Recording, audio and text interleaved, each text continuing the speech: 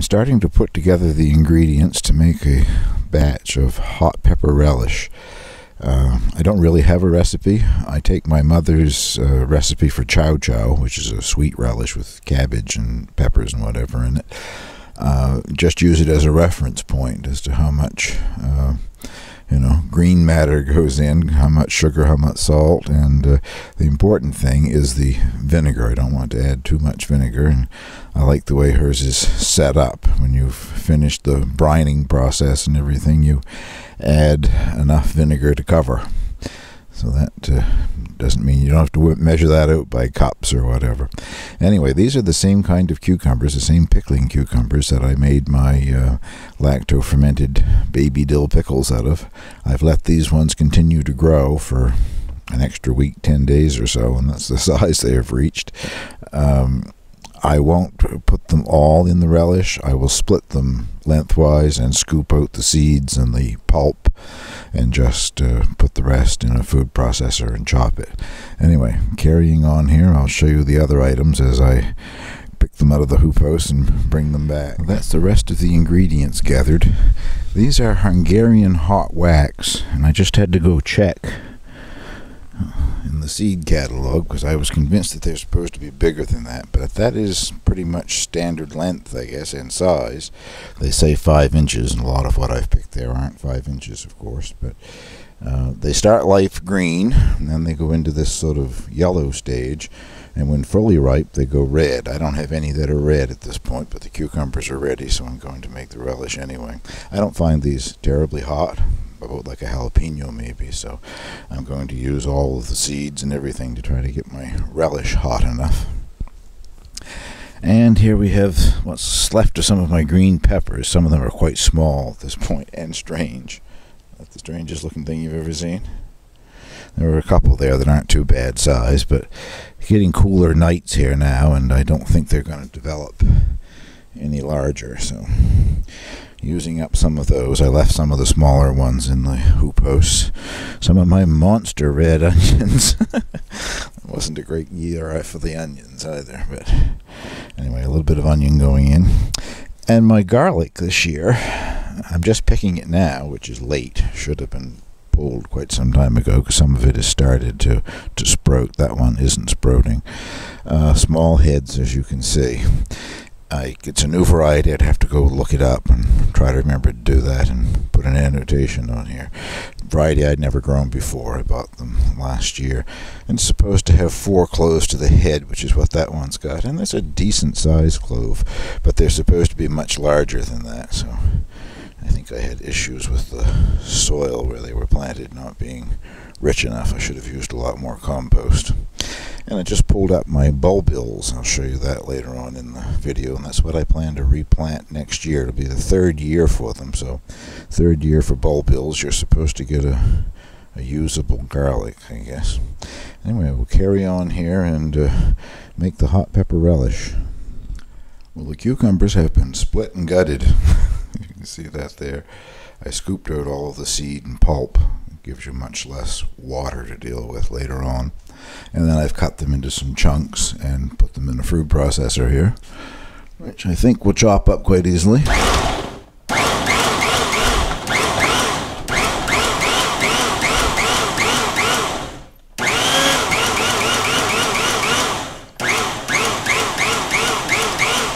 think that will do. I don't want it into tiny little pieces. And now it goes into a non-reactive container. I'm using a stainless steel stock pot. You shouldn't use aluminum or cast iron or anything that would react, because this is going to be brined in salt. Once I get all the ingredients together, it'll be in salt for overnight or 12 hours or so.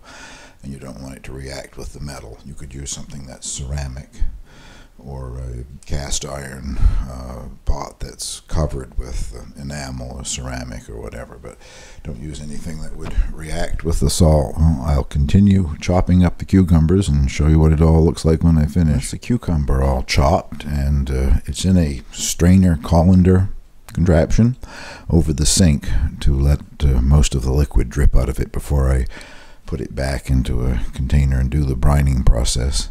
I'll just let it drip there while I'm grinding up the rest of the vegetables. The purpose of the brining process is to draw liquid out, and that will make the relish left behind crisper, crunchier, because it will have had the liquid removed from it, or a lot of the liquid removed from it. So you don't want to add the salt to a mixture that's already, swimming in liquid. It'll just dilute the salt and it won't get a chance to do the work that it's supposed to be doing. So moving on now to see if we can't get the rest of this ground up and get it brining overnight. There's the green peppers sliced up and ready to be ground or chopped or whatever. As you can see, I didn't bother to clean out all the cucumber from the food processor. It's all going in the same relish anyway. So.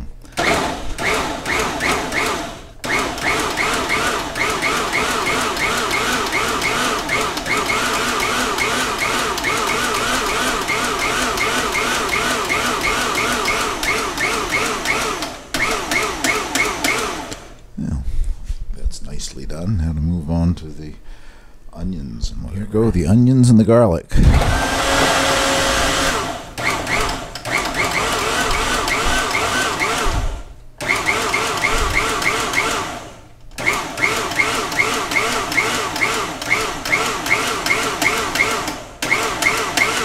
I'm afraid somebody's going to ask me what the different measurements are, and as you can see, there really aren't any. I just put these things together.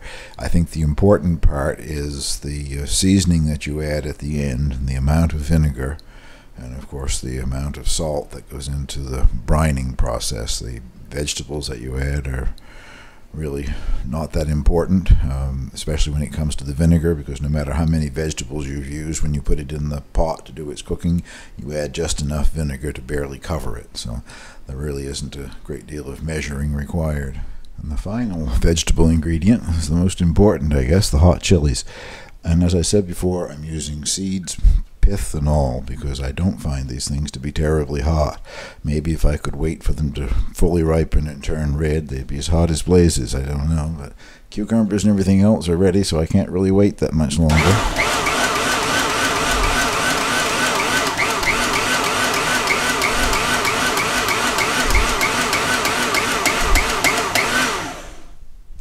Well, the cucumbers had finished draining, and they've been transferred to a large ceramic bowl.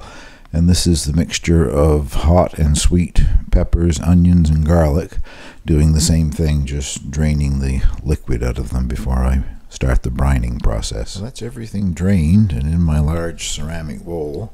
The next thing you do is add a ½ cup of salt. And that gets thoroughly mixed in, which I won't show you me doing. I'm sure I'll spread it all over everywhere here. Anyway, ½ cup of salt.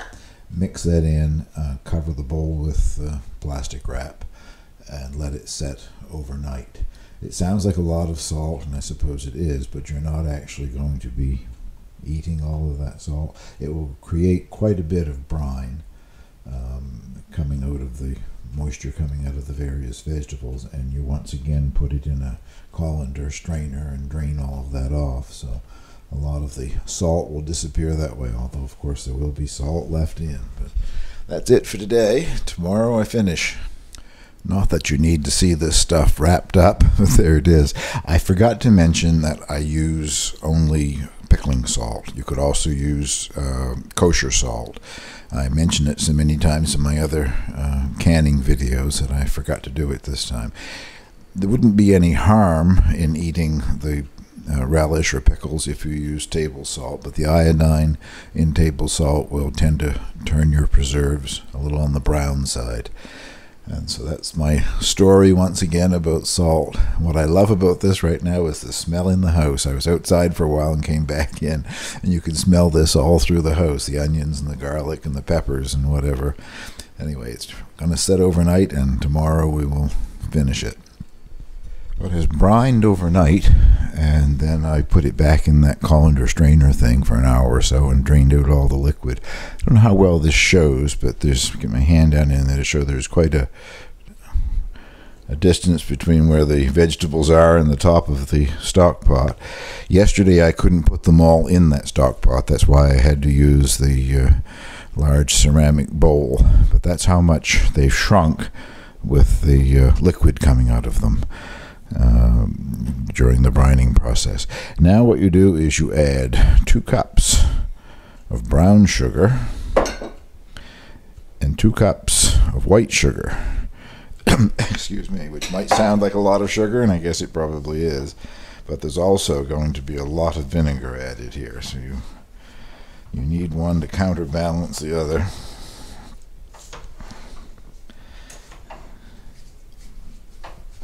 Might be easier, I guess, to mix that in after I add the vinegar, but I'll get it mixed in the top layer here anyway.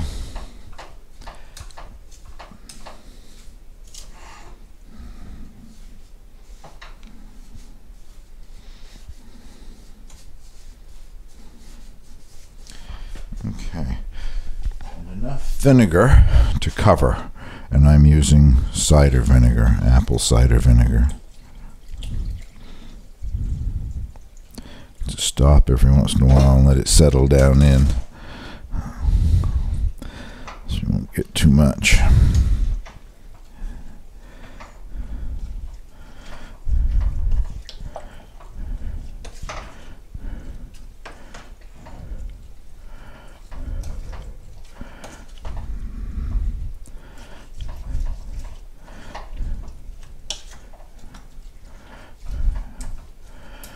Just a bit more, I guess we'll do.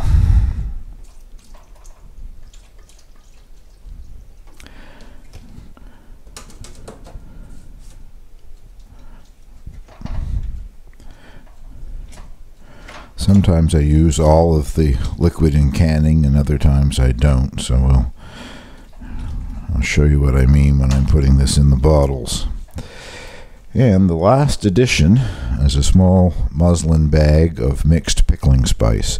Just that mixture that's sold in grocery stores called pickling spice. It's got a whole lot of different things in it, bay leaves and mustard seeds and peppercorns and all kinds of things. But you put it in a bag so that it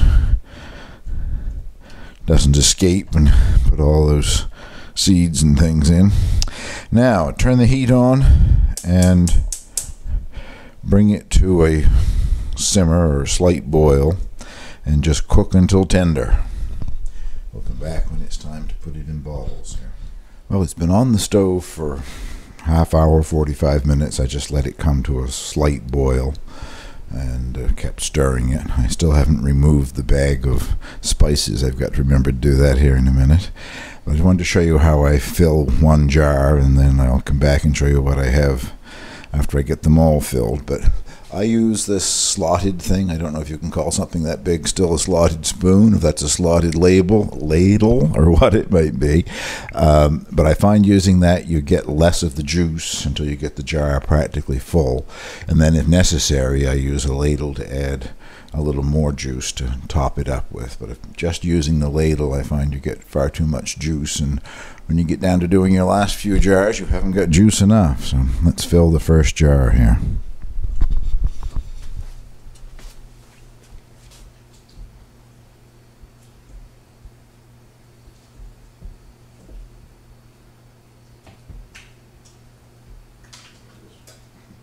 Thought I lost it for a minute. Here's the bag of spices.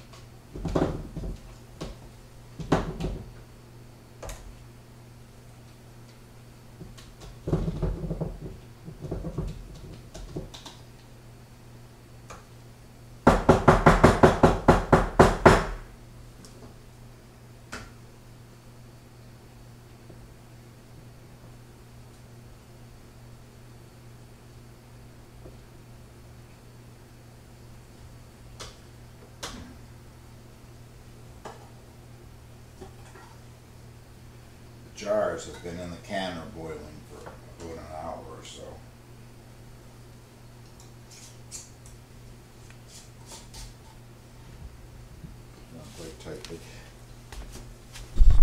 As you can see, the color has changed quite a bit in the cooking process. It's no longer that bright green. I've tasted it and I find very little heat, so I think this is going to be more a sweet relish than a hot relish. I don't know if I leave those peppers until they turn red, if they'd be hotter or not, but the green ones and yellow ones certainly aren't very hot.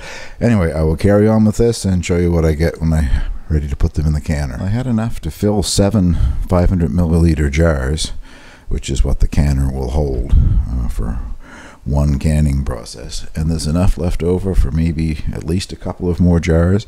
I think I'll just find some sort of a container and put those in the refrigerator and use it first while this ages in the basement. But I'm going to now submerge it in the water again, and once the water comes to a boil, I let it boil for 10 minutes, and that finishes the canning process. Bring it out and leave it undisturbed for a while until they cool, and the lids all snap and seal.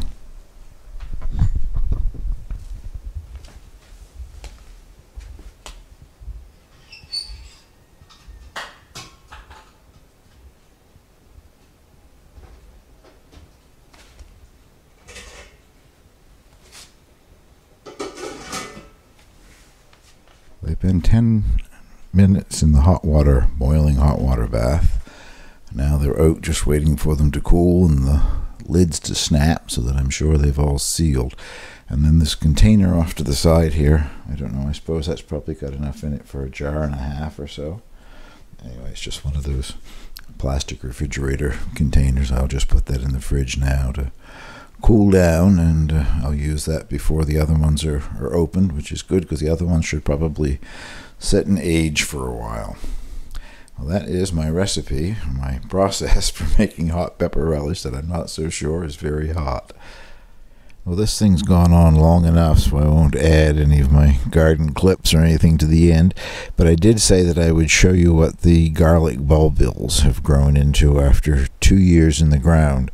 I didn't lift them last fall, and I believe they must have just produced one large clove last fall, because they just came up as single plants where they were the year before. But this year they have developed several cloves, and not bad sized cloves actually, so I'm hoping a third year with them, and I'll have usable garlic next year. Anyway, that's my plans. I'm going to separate the clumps, the heads, whatever, and I'll replant them when I get a space prepared for them in the hoopo sometime in October.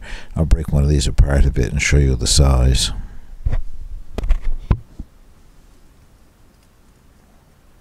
That one has 2 cloves. It might have had a third clove and got pulled off when I pulled it out of the ground. Actually, I think that's a small one. That's what has 3 cloves. This one, the same idea. When I pulled it out of the ground, I think I lost a clove in behind, so it'll come up, I'm sure, next year on its own, but they come off the clump here very easily. It's not a bad size clove of garlic. You could certainly use that. So that's what they look like after 2 years, and hopefully in the third year next year there will be usable heads of garlic. Well, thank you very much for watching.